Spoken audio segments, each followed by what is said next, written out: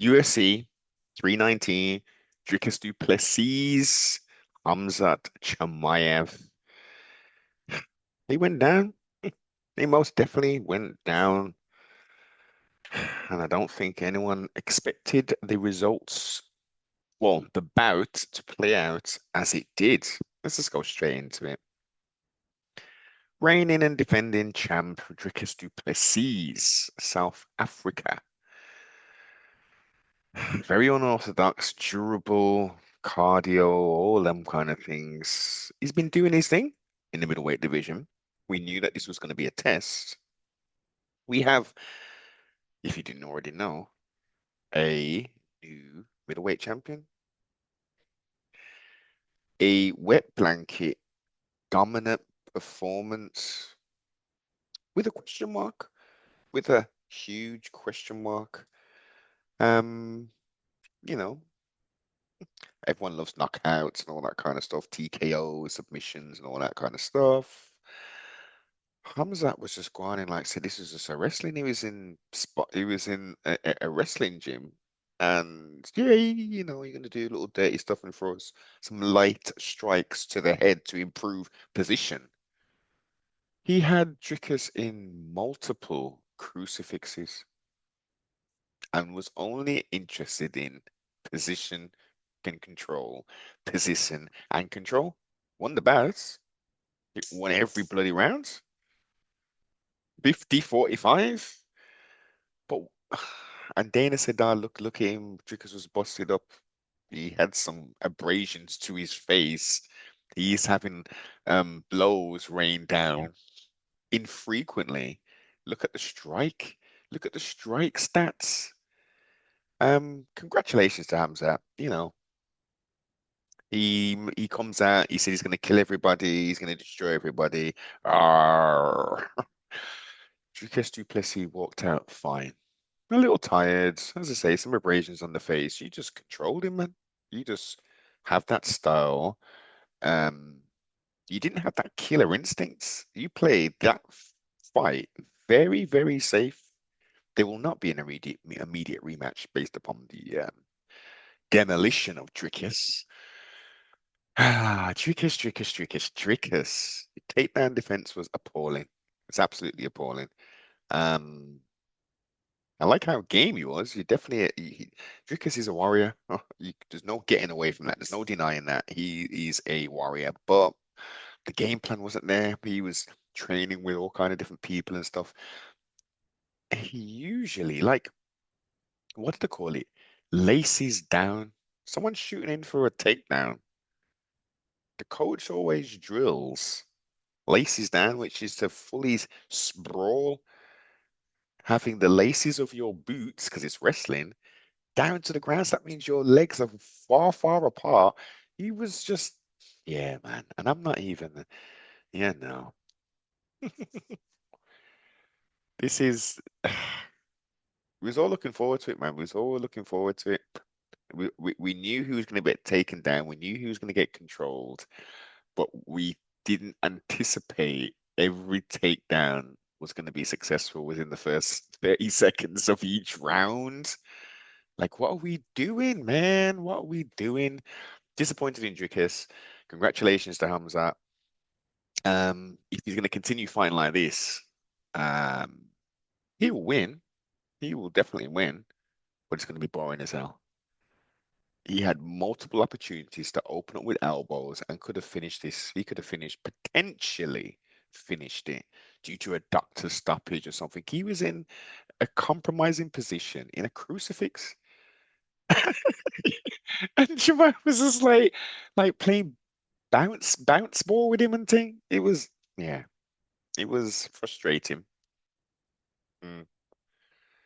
There were times that Triggers could have actually got out of the a few of the crucifix, or at least yeah, he could have, he could have. Um, strange. But congratulations.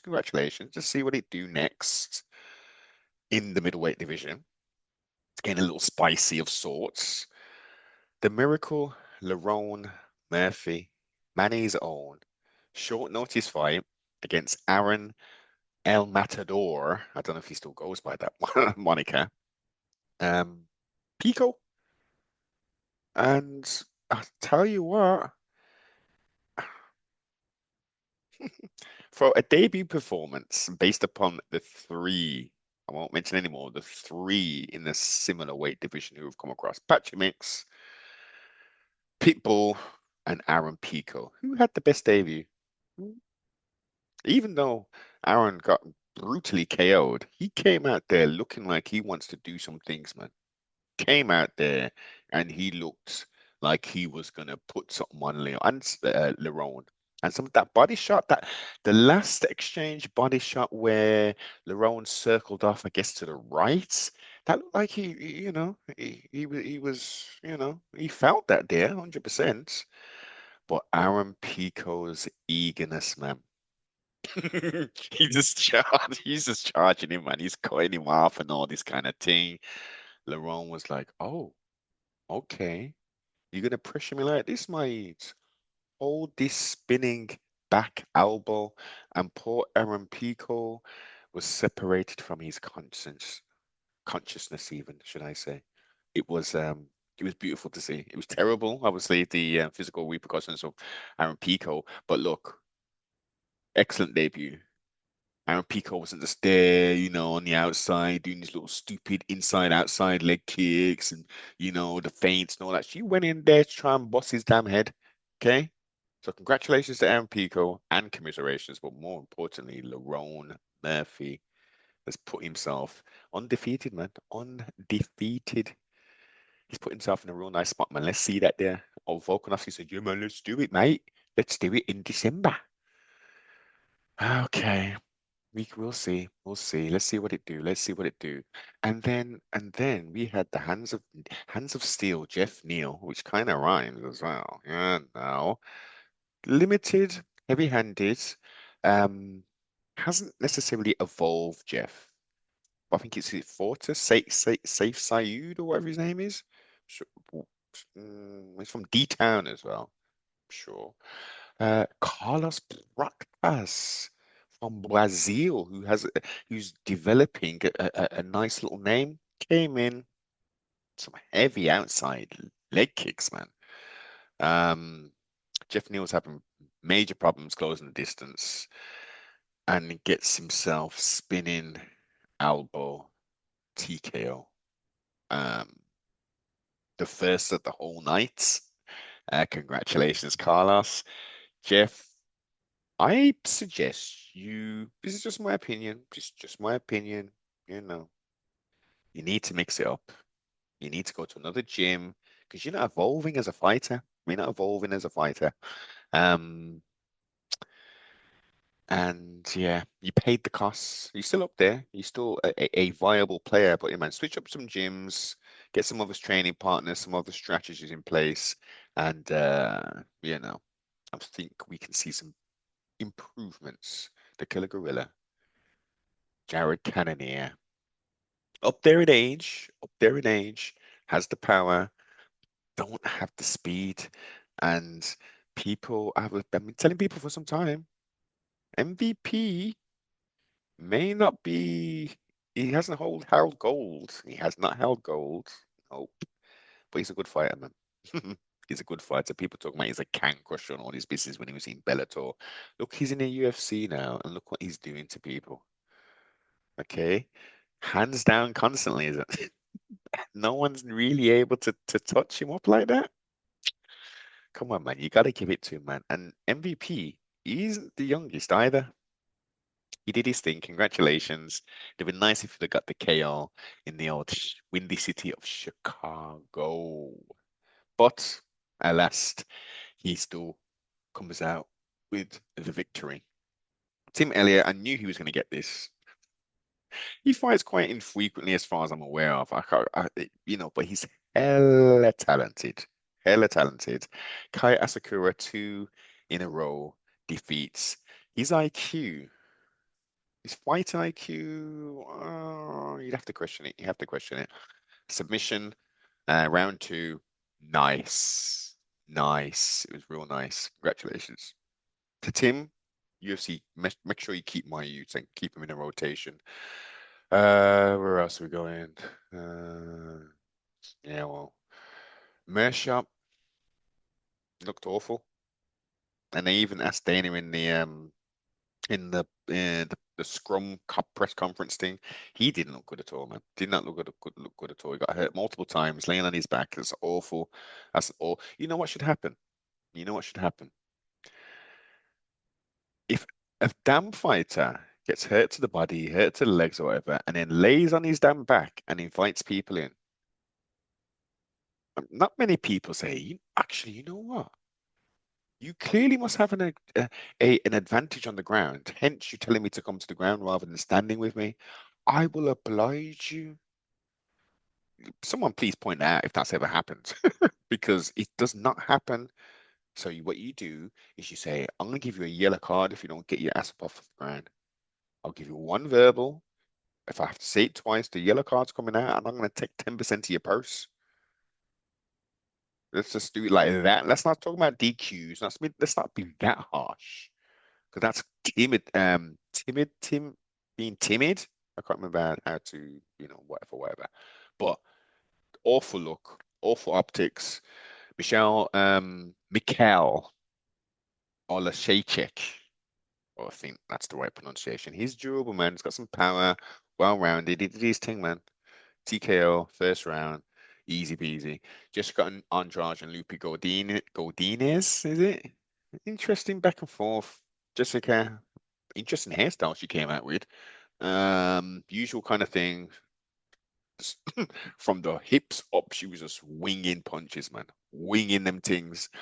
Um, and Lupi got the decision victory. Okay.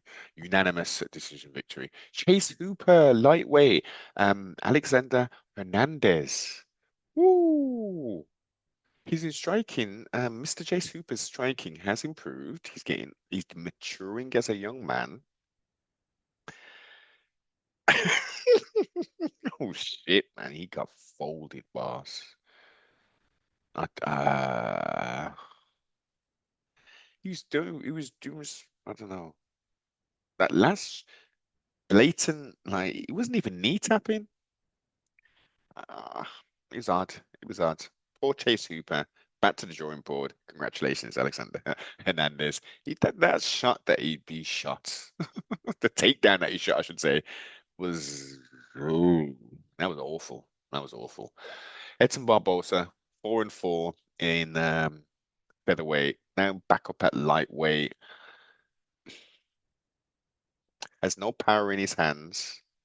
Durable, but predictable. He has not evolved. He has not evolved. Um, it was they say a unanimous decision victory. Mm, bunch of car close to this thing. I think there was the rubber unanimous is all the rest of it's some foolishness. Uh, oh, actually, you done that flyweight bout. The flyweight bout was good. It was good. The tough thing. That was a good fight, man. That was a good fight. The Mayu from Kazakhstan, Alibi Idris, he was just doing spin attacks for no damn reason. He was spinning like he was flipping the Tasmanian devil. It was foolishness. It was folly. His coaches were saying, "Stop with this! Don't stop with the spinning. Don't do that." Even the DC was like, "What's he spinning for?"